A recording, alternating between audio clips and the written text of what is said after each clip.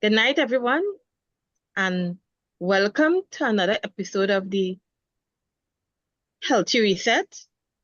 We want to thank you all for coming on our session. We have so many informative topics and wonderful people for you all to meet, and I want to say a special thank you for all of the folks who come on a regular basis and who subscribe. So we want to say a big shout out, especially to our foundation members, and a special welcome to the new members that we have that has joined us. So welcome everyone to the Healthy Reset. So what I would like us to do in order for the message to go out, I would like us to like and subscribe and share so that others would hear the wonderful message and the information that we have out here for women who are going through this wonderful transition called menopause. So tonight I want to deal with a wonderful topic. And remember last week we dealt with self-love, self-care, and all the things that we as women going through this transition need to do. And that gave me the idea that what about massages, the importance of massages, relaxation technique that is we can use to help with the symptoms. And so tonight episode we are focusing on massage for menopause. And before I go any further, I want to say that we have a special guest in which I'll welcome you all to as we go along. I just want to say that she has years of experience in this field.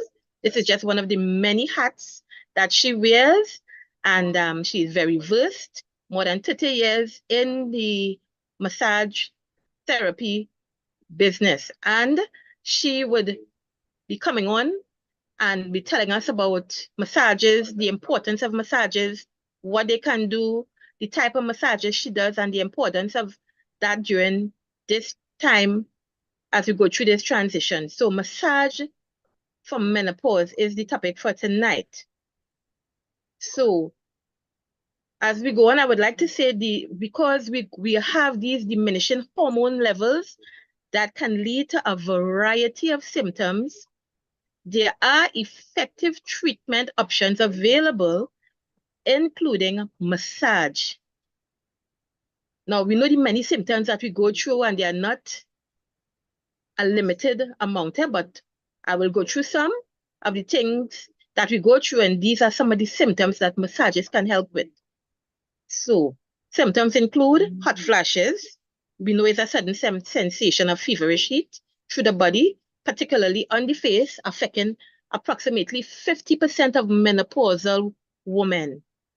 Fatigue, feeling tired all the time, which makes simple tasks difficult, and it impacts productivity and moods, to name a few. Memory loss. Estrogen, progesterone are both believed to play a role in memory loss, and we know how that can contribute to us having memory lapses at this time. Night sweats, which are hot flashes that take place during the night. So they can be very disruptive to the sleep cycle.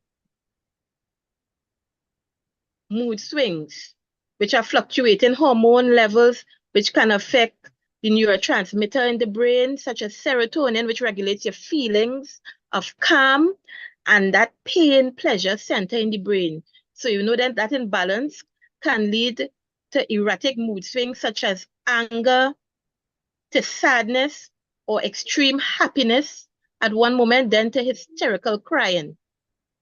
Panic disorder, which can be very debilitating emotionally to many women. And there are episodes of that you can go through, which are feelings of dread. It can be accompanied by rapid heartbeat and shallow breathing. Bloating, hair loss, sleep disorders, insomnia, which is a very, very prevalent symptom during menopause, sleep disorder. Could be very, very cause to a lot of emotional stress. It and that is due to low levels of progesterone, which has been linked to sleeping disorders or sleeping problems, I should say. Then we have dizziness, headaches. I don't know if you all ever heard about burning tongue, sensation, lips and gums with a metallic taste. All of these are symptoms some women endure or suffer through during menopause. Muscle tension, itchy skin, osteoporosis, which is a very common one as well, tingling extremities, difficulty concentrating due to poor sleep, mood swings, decreasing levels of estrogen and progesterone, which can affect our mood swings.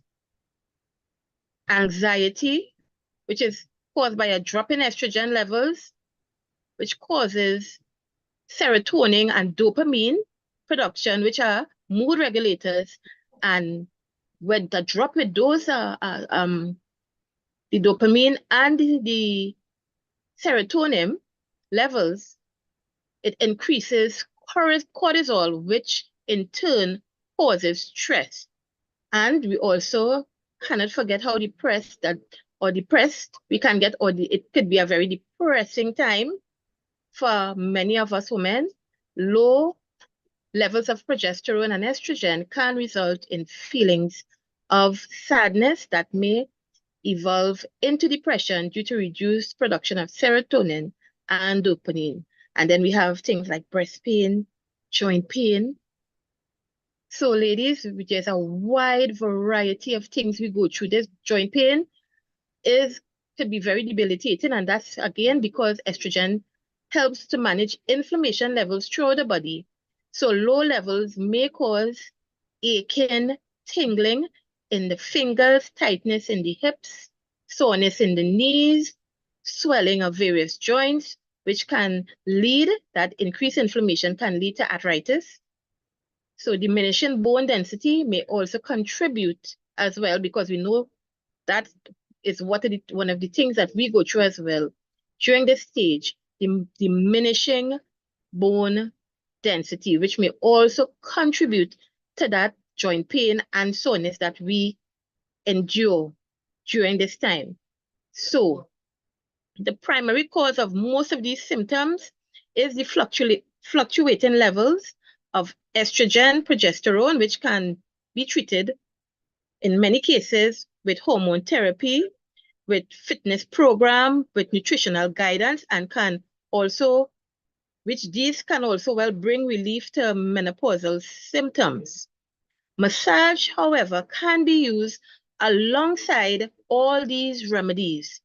Now, if menopause causes you anxiety, irritability, and fatigue, one of the greatest benefits of massage is relaxation, which we all need at this time, particularly with all these changes and challenges we may be going through. Some of them health challenges we may be going through, emotional challenges at this time.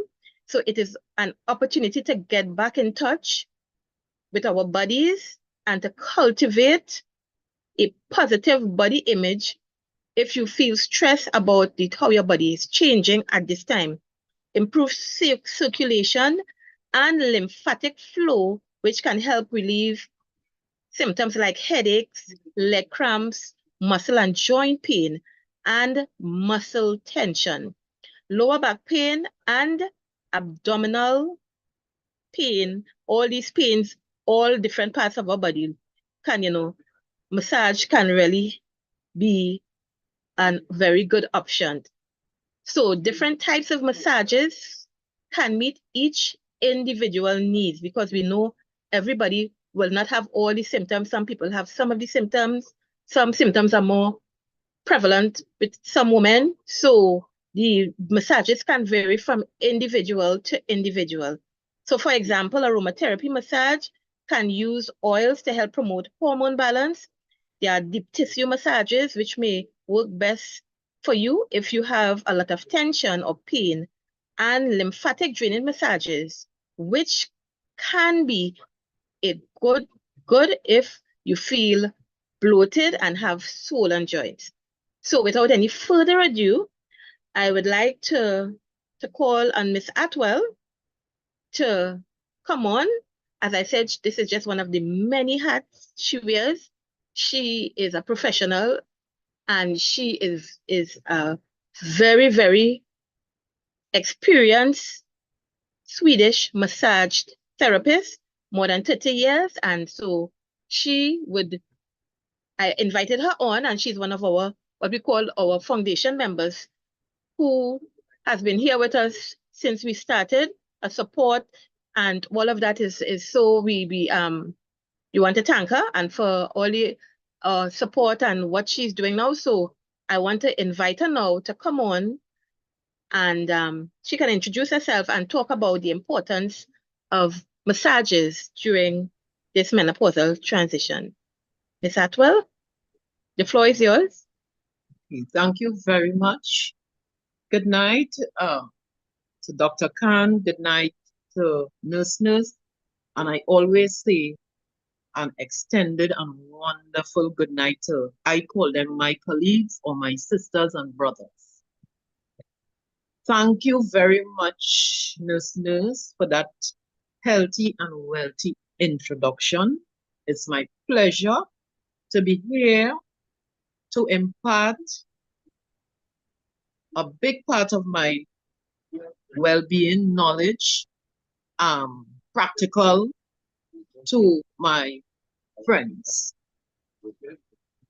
Most of us, if not all, we are going through something in common, or if not one thing, many things in common. And the objective is to find comfort in this time of our lives.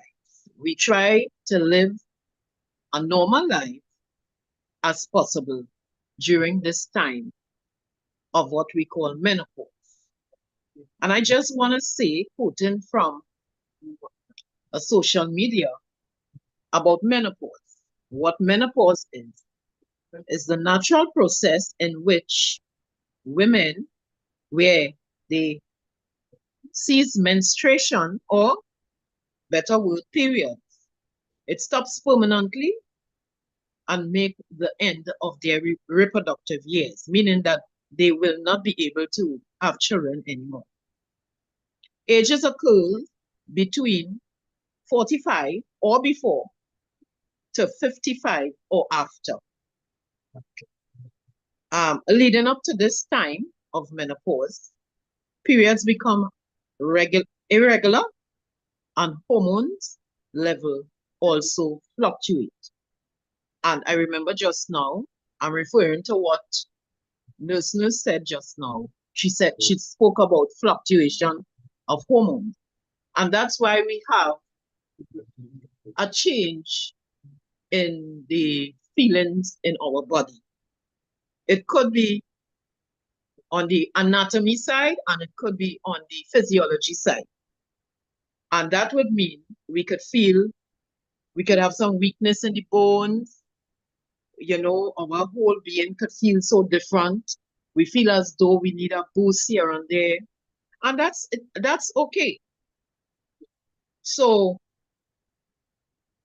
we have some problems that I will quickly like to run through that occur during menopause. And I will just reiterate because Nurse mentioned a lot about them. So again, it's a diminishing hormones, hot flashes, irregular periods, fatigue, memory loss, night sweat, vaginal dryness, mood swing, panic disorder, probably urinary tract infection. Some people get that bloatedness. They feel that sense of fullness when they are really hungry, but it's like it's like gas. It's like flatus that can't really go out, and it's just there making you feel that sense of fullness, but bloatedness, hair loss, sleeping disorder, dizziness, incontinence, headaches, digestive problems, burning of the tongue, as listeners said before, muscular muscular tension. Some people end up with allergic reaction. They have allergic reaction that they never had in their lives before. They become very intolerant to cheese, dairy products. Sometimes they are accustomed eating things like probably taking a sample of shrimps or shrimps sauce. They can't do that anymore, all because you have changes in hormones. Digestive problems, burning of the tongues, brittle nails because of the calcium. Calcium runs low. You have like body odor change, itchy skin, osteoporosis, where the bones become very brittle. Sometimes if you hit it or you fall, it could crack easily or it could fracture easily, right? Tingling extremities, difficulty, irregular heartbeat, anxieties, depression, breast pain, joint pain, electric shock. It's all the different, and the words go on. The ailment or the disorders go on. So what I've been doing for the past 30 years, and actually this year, it's been 30 years I'm massaging. I have massaged in my life more women than men. And I wasn't even aware that they were having problems with the same time of menopause. And that is why they gravitated towards having massages, because I remember in the past, women keep telling me, I feel so relaxed when I do these massages. I don't even want to drive.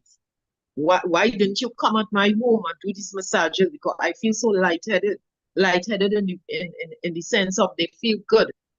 At one point in time, I remember a lady told me, I am feeling like the blood circulation is actually activated in my legs whilst I'm doing the massage. So after doing some researches and getting a little more versatile with what massages can do, I decided to share around the world. So now I have become a very prominent person in doing massages, not only massages for any and everyone, but massages also for people who has problems during this time of menopause. So I just want to touch a little bit on what it can do for people who is encountering menopause. It can improve the circulation. It also improves the lymphatic flow. It relieves headaches, leg cramps, muscle, and joint pain. It stimulates circulation. Circulation also, not only circulation with, let's say, the leg or the hands or the back, even the reproductive organs. And there's a special way to do that to encourage the sexual or reproductive organs to be more effective, right? How this happens is that there are ways that you can use your hands, different movements with the hands. So you have like friction, right? You have like kneading, like if you're kneading flour, so you knead the skin, that will do something to the blood circulation. Friction will also do something to the blood circulation. Efforage, that's more of a lighter movement. And when you are efforaging on somebody's skin, you use your both hands. Well, actually, you use your both hands when you are massaging, right? Percussion, just like when you're playing a drum, but without using that kind of a force. But that's a way, a movement with the arms. You also have a movement that is called vibration, right? And stroking. So these are the different names that you use with your hands to encourage blood circulation. Now, people might say when they hear massage, they think about cosmetic. Yes, you can get some cosmetic values out of doing massages. But you have, in doing therapeutic massages, you get more than cosmetic. The evaluation of doing this is mainly to relax you and again, improve your blood circulation. So people who have the, let's say, blood pressure, some people might have high blood pressure. What is being done? Firstly, a pressure is being done, and a pressure must always be done before a massage is done. Reason being is that if someone has high blood pressure and you aggravate the muscles, the lymph, the skin, the pressure could become extremely high if you are not cognizant about where you are leading the blood to. And if the pressure is extremely high with the initial readings, I will discourage that person from doing a massage, because after doing the massage, is only one thing could happen. The pressure could become too high. And when your pressure becomes too high, difficulties will come in. So one of the things that must be looked for before you do a massage is pressure and pulse. I would allow my clients or patients to relax first. And this is a norm before you do a pressure. And then we do the pressure and we get the pulse. After doing that, then we will determine if the massage could be done. Some people may wonder if they, let's say they are diabetic, if they can do a massage. If you are diabetic, you can't do a massage. But you, again, as the professional, I would know exactly how to move the blood and how to do, if to go with a deep lymphatic massage or if to just go with a superficial massage, which is a lighter massage, right? Some people have, they have severe anxiety.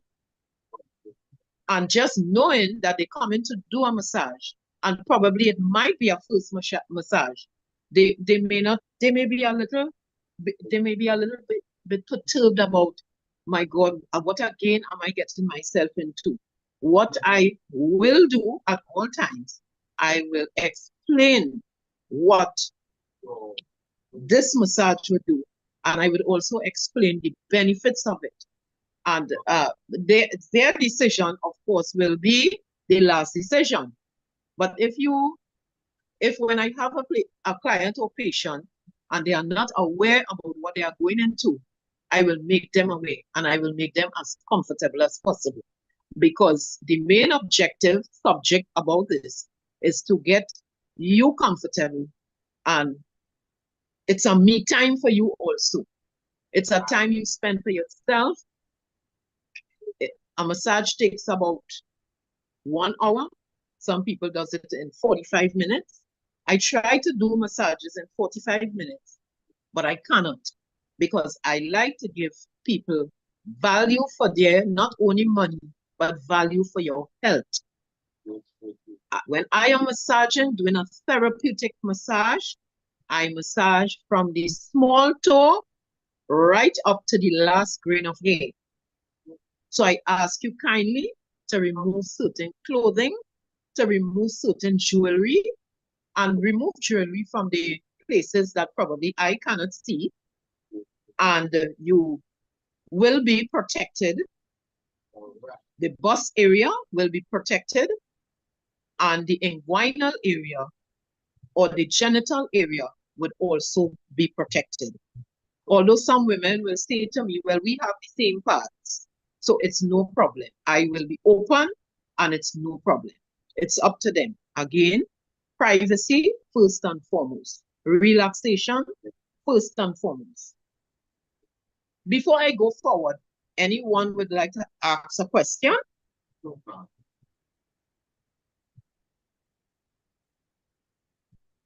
No questions at this point in time? I would like to ask a question, if you don't mind. Okay. Go right ahead. Okay. So, how often would you recommend that women who are going through these symptoms during menopause, like, you might be having a combination, like a lot of discomfort, like headache, problems with, sleeping, body pains.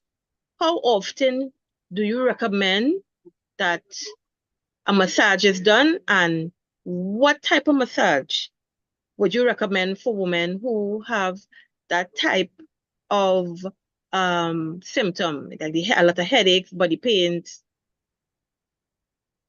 sleeplessness? Right. Great question. I have encountered or seen patients with similar problems to what you just called.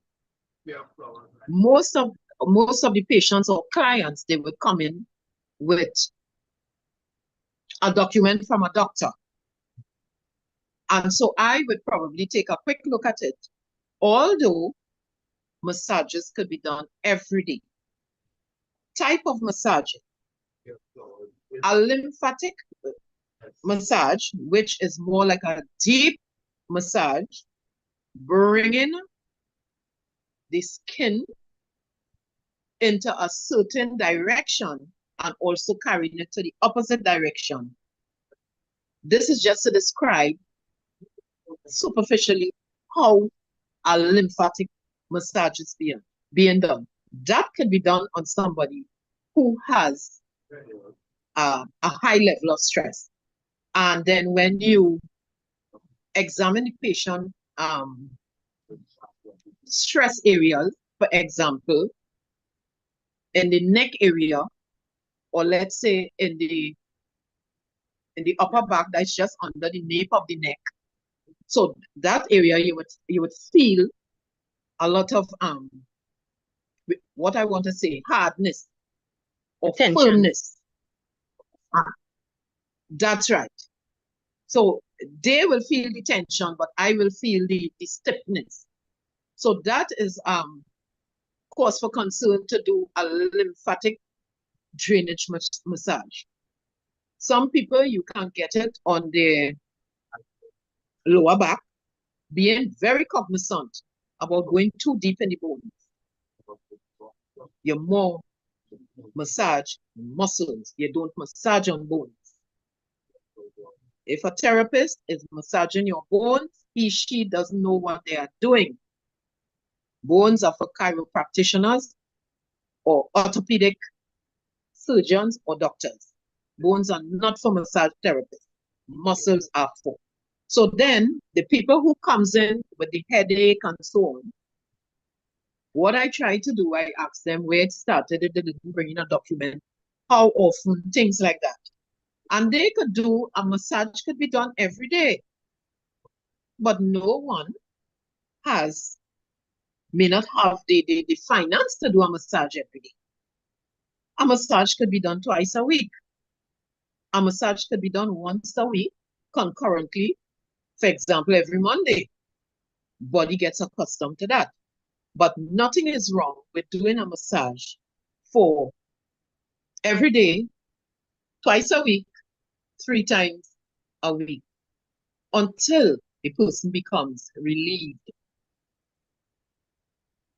Question answered, or you need a little more clarification? No, it's just basically for everybody's information as well, right? Because we know the benefit would be ultimately the relieving of the symptoms. Because these symptoms are really, really hard to walk around with on a daily basis. So I just wanted to ask that question before you continue with what you were saying. So ladies, the floor is open still to ask any question. Thank you. Ladies, the floor is open. You can ask Ms. Atwell any question that may be concerning to you. Just unmute your mics and ask them. Anybody has a question, feel free. If I have to refer to nurse, I will refer to her, but I will do my best to answer as much as I can pertaining to massages before, during, and after menopause. Any age group can do massages. When a therapeutic massage is being done, as a massage therapist, and what I do the breast massages also. I do the lower back. Some people they just want to have a partial massage. Somebody might come in for a partial massage. Partial massage could be just like the back alone. Somebody may say they have back pain. Nurse, how or therapist, how will this help? I may introduce some heat, which is some heat from pads, which is like steam heat. I may introduce that, of course, without burning any patient. And then I will continue the therapy with massaging. But applying heat on an area that you have pain, like a back pain or shoulder, it's no problem to apply a little liquid heat, you call it, which is called a fomentation. You can apply that, and then you give your massages. You can also have an oil of your choice. You can bring your own oil. Some people will prefer, or depending on what your ailment is at the point in time, I use an oil to suit. Some people may prefer to bring their own oil. It's not a problem. I remember at some long point in time, a therapist did a massage on somebody and they had a little reaction, nothing much. So what I like to do, I like to ask if you would have a preference or if you would prefer to bring your oil. I am very mobile and I am also very close to getting an office.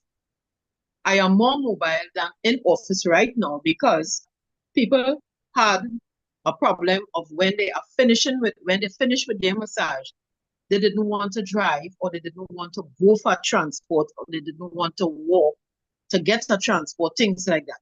So what I did, I bought a bed again for the second time. I bought a bed and I bought all accessories to go with the bed.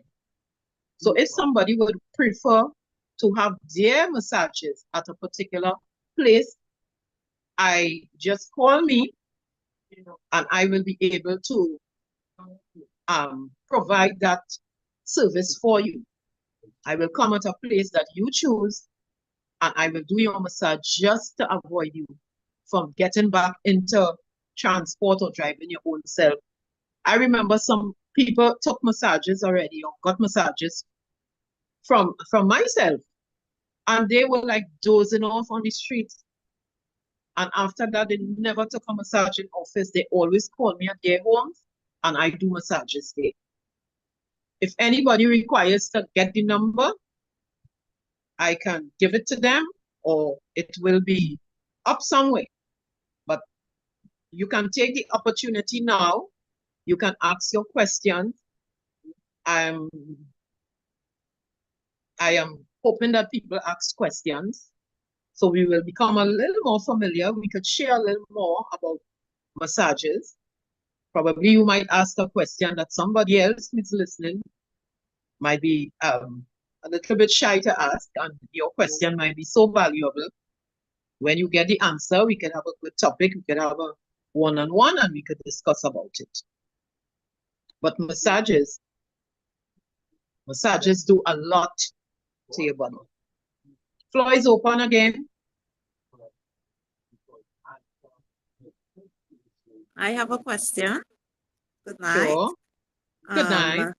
Since started this menopause journey, there are some things like the high blood pressure we spoke about, even a mild heart condition. So in case of if I want to get a massage, am I telling you what ailments would be enough, or should I get something from the doctor to say you know, what are some of the conditions, or just speaking to you and advising you of what is happening would be enough for you to tell me what type of massage that I would need and what to avoid and stuff like Right. Excellent question. It can go any way, but usually, and first let me say something. People come off the street and they do a massage. So you can feel free, come to me and get a massage done. I never do a massage without consulting or saying something or advising the person or listening to your problem. So people walk off the street, I would like to get a massage. Okay, we have certain things to do. Relax a little bit. I do your pressure. If your pressure is good, it's accustomed being good, okay. And so we could go ahead with our massage. What is your chief complaint? My complaint is my back. Okay. Where on your back do you have problems? And we go with it. Sometimes I introduce a little heat. But back to your question, if you come, if you make an appointment to do a massage, we consult.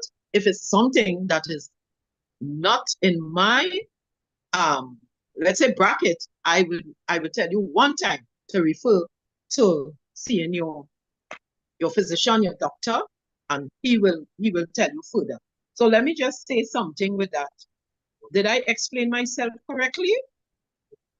Or do you have another question about it? that. No, I understand what you mean. Okay. Especially as you say, you So, can walk in and then yeah, discussing with you will be enough now to decide how to pursue. move forward. Yes. That's right. Yeah, correct. Thank you. So, and that was a good question, suggestion.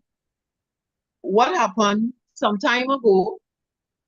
Somebody called me to do a massage for them. They wanted a series of massages at their home. So I went to do, and the person was just lying down on the bed. So when I asked her to sit up, she was unable to sit up and tell me that she's getting a lot of pain on her hip, on her pelvic area. So I said, did you get a fall? Do you have some kind of documents that you can show me, you know, if there's something that is going on with the hip? And she told me, well, she got a fall, but nothing is happening with the hip. I went on to start to massage this lady. After doing her pressure, the pressure was good and so on. But I realized during the massage, I was getting some abnormalities, some things that she was just like aching too much and so on. So I asked her to see, and now I want to see more documents of what is going on. When I look at it, she had a fractured hip, pelvic area, fractured femur, upper femur. So I told her, I said, I cannot do this. You need more help than what you think you need. She said she was frightened. She don't want to go and do the surgery and so on. So this lady needed a whole upper femur replacement and wanted me to do a massage on that. So it brings me back to the question of what you just asked. Is Raquel or Rachel? What you just asked, very pertinent question. If the person didn't have a fall, if they didn't have a major surgery, if they didn't have trauma, if there was not in an accident, it's okay. I will consult, I will talk, and we will go ahead. Even in doing that type of patient, I would be very observant to see what is their reaction, just in case I would go down with a lymphatic drainage massage, because that is a deeper massage than a superficial massage, which is more on the, a lighter, the superficial is more lighter on the skin. Lymphatic drainage, you go down a little deeper, but not deep enough to damage the bones that are hidden in the muscles. And this is how it must be done. Right? You must examine the person. If you find this is what I do, If I find the person looks as though they are very uncomfortable, I discontinue. And I ask them to go in and see their physicians or their practitioners, and they will be able to say something or send something to me. And sometimes it doesn't warrant you to even do a massage. It might be just heat, which is moist heat. That's another thing I do also. And that will incorporate the, it will enhance the doing the massage. So on another day, I can talk about fomentations and alternate fomentation. But that is a type of heat that goes along sometimes with the massaging. Any other questions? Anybody have any other questions? That was a real good question just now.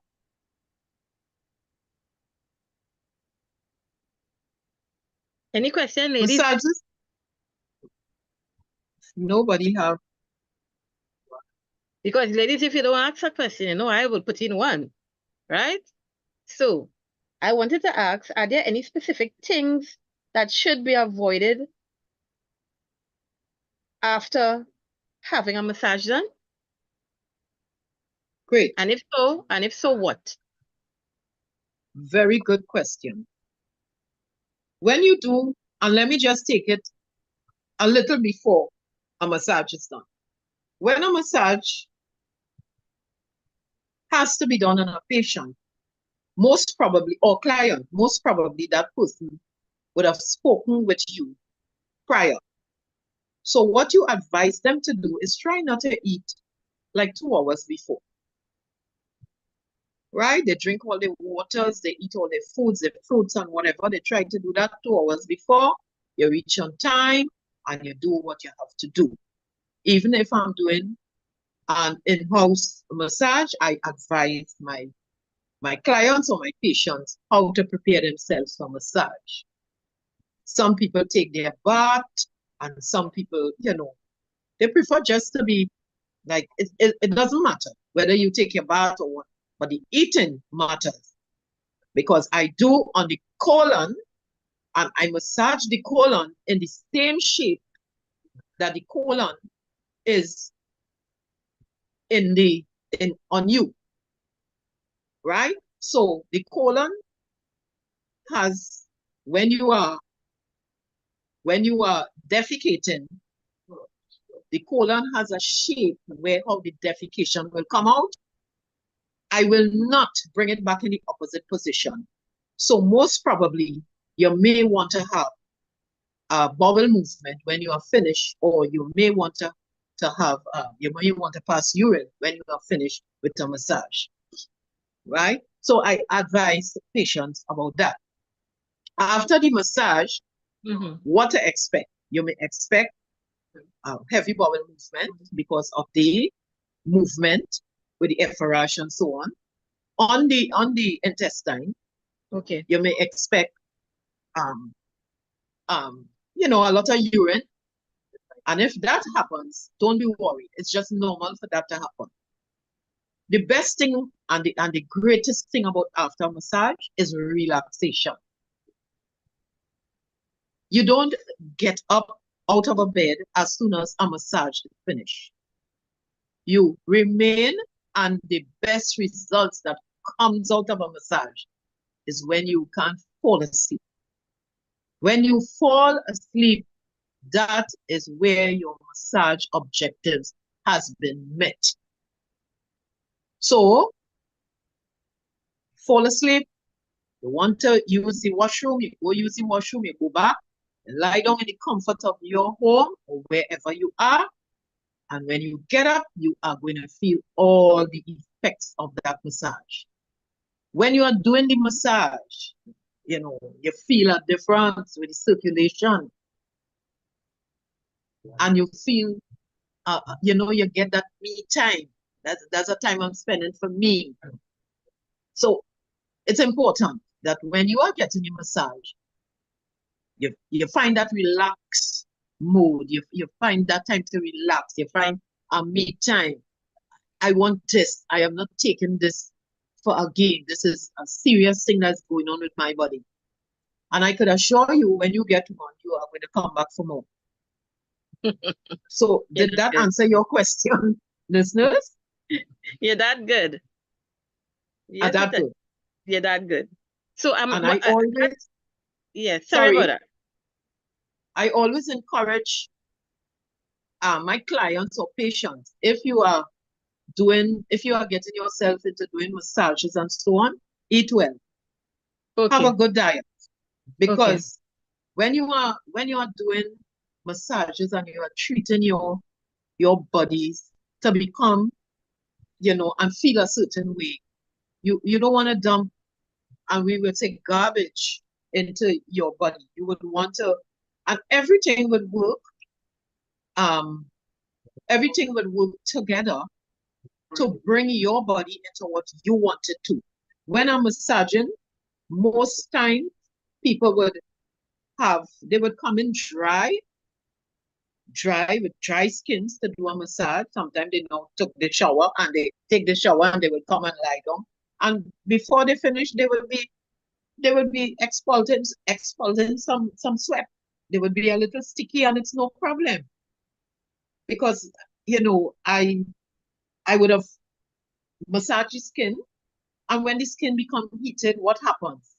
You get a little sweat here and there. So Mm-hmm. that's not a problem. And it's a way to um to get rid of. Right? So if anybody have any other questions, you all can ask now. Feel free. Main objective of massaging is it works on your blood circulation, and again, it relaxes you. When your blood circulation is going under the influence of massage, you can feel it. You will feel the difference. Right? There's nothing to be scared about. I am not going to do any incisions. You're just going to get a nice, smooth body massage. So there's nothing to be worried about. It's a relaxing time for you. Hello, good night. Good night. Hello, good night. Hello, good night. Oh, Good night. good night, Miss Atwell. Good night, Nurse Maria. I came on late, Good so night. I don't know if you touch on this aspect. I concern about some people like Mother's Day just went, right? And they have all these gift certificates that you could just pop in and get massages and things. I concern about if you have a clot. Sometimes you have a clot and you don't know. Right. Okay. So, and that's a very good question. A very, very good question. Most of the times you have clots and you would know. Most of the times. Why you would know, you're going to get pains on that area or stiffness. And it's nothing to ignore.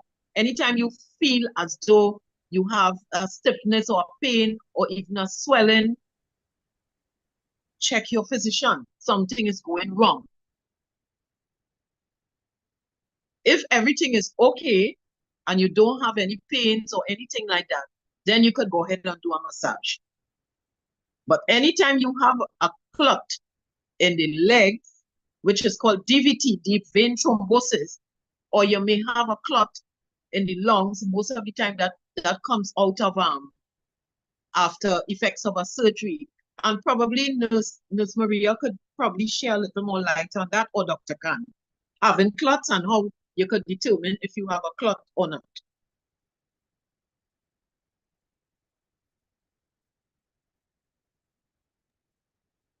Aye. Nurse Maria. Yeah, I'm here, but I would leave that particular aspect to Dr. Khan. But there are certain symptoms you look for in a clot. Beside the pain and the stiffness, there's also swelling in that particular area, particularly if it's an extremity like the leg, you would have swelling. And that, that means that there is an interruption in circulation, right? So in persons like that, so was what Miss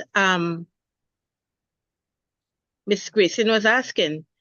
Some people go for Mother's Day and they get themselves really rubbed down. Sometimes that's swelling. Swelling could be a number of things. It doesn't necessarily have to be a clot, but something is off with your body and you go on, and because it's Mother's Day and somebody give you a gift certificate, you go get that area massage, and it could be detrimental to your well-being.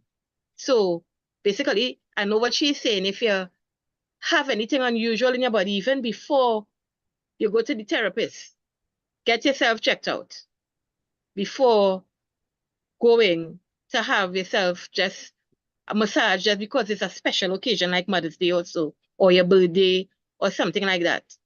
So because a clot is a very, very dangerous prognosis, right? Because we know that is life-threatening.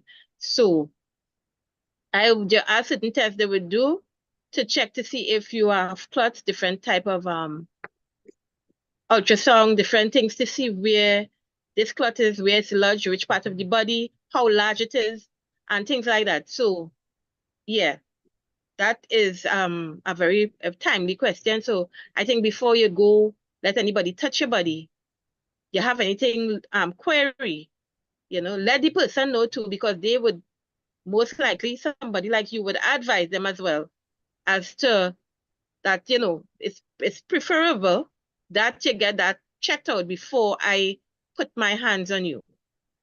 Whether it's a clot or anything abnormal, I would say, generally speaking.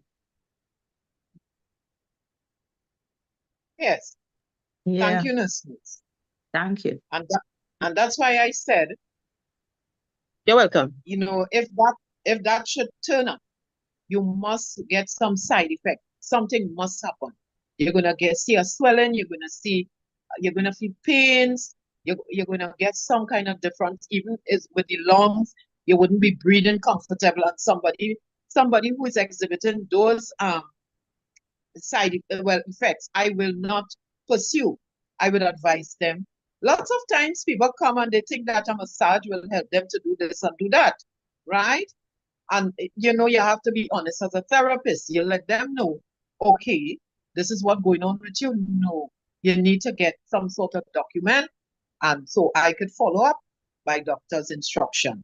Some people, they come in, they just want a massage. They don't even know. Sometimes you discover something when you are massaging and you ask that person, are you aware that this is happening with you?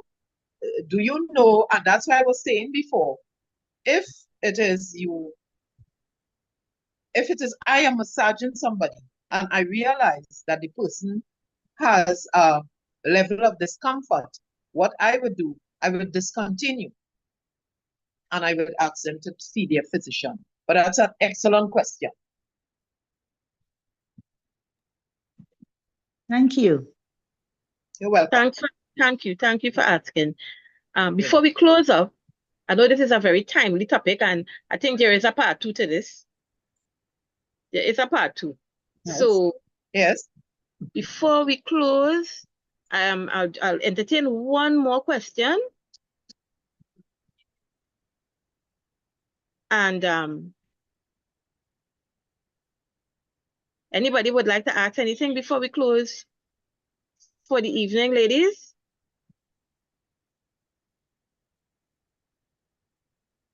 Any questions? Anything else?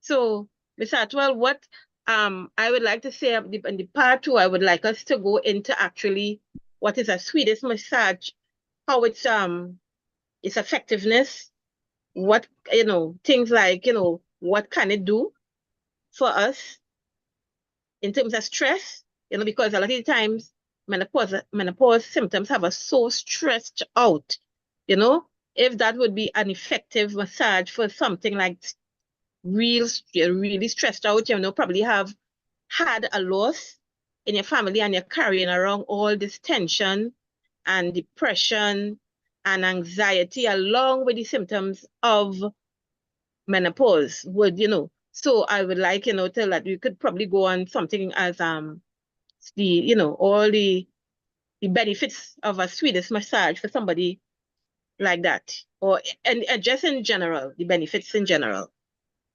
right? Okay, that's not a problem at all. So we can have a part 2. Thanks very much.